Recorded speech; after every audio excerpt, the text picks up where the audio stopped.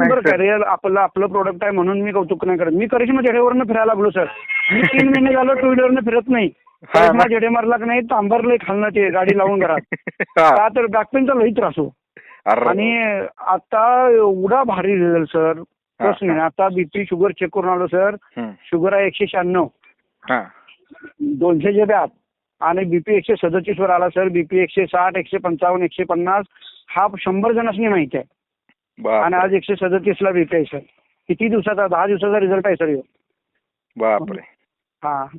मग हे एवढं भारी रिझल्ट जर मला वैयक्तिक येत असेल हम्म. तर मग मी माझ्या जवळच्या माणसांना का सांगू नये.